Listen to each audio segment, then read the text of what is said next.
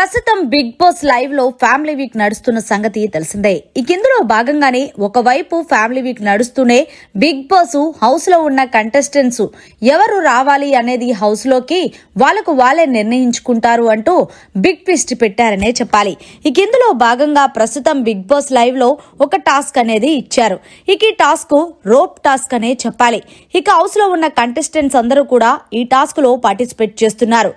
Big boss ఒక garden ఏరియాలో ఒక గ్రిల్ లాగా ఏర్పాటు చేసి దానికి ఎక్కువగా తాళ్లతో చిక్కుముల్ని కట్టారు. ఎవరైతే అటు నుంచి ఇటువైపు మొత్తం ఆ చిక్కుముళ్ళన్నీ కూడా ఇప్పుకొని ముందుగా వస్తారో నడుంకి కట్టుకొని వాళ్ళకి టైమింగ్ అనేది చూసి మొత్తానికి ఎవరు ఫ్యామిలీ హౌస్ లోకి రావాలనేది నిర్ణయిస్తామంటూ బిగ్ బాస్ తెలియజేశారు. ఇందులో భాగంగానే మొదటిగా అయితే గనక ఇమాన్యుయల్ ఏకంగా 45 మినిట్స్ లో వచ్చాడు. తర్వాత పవన్ అయితే 30 మినిట్స్ లోనే వచ్చేసాడు. దీంతో మిగిలిన హౌస్ మేట్స్ అందరూ కూడా 15 మినిట్స్ 20 మినిట్స్ టైం తీసుకున్నారు. సో ఫైనల్ గా అయితే గనక ఈ టాస్క్ లో విన్నర్ గా నిలిచింది ఎవరో మీకు తెలిసిందే.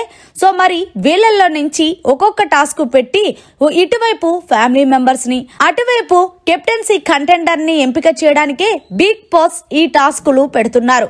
మరి ఏది ఏమైనప్పటికీ అందరికీ తెలుసు, హౌస్ లోకి మొత్తానికి సుమన్ శెట్టి వాళ్ళ వైఫ్ హౌస్ లోకి అడుగు పెట్టిన సంగతి తెలిసిందే.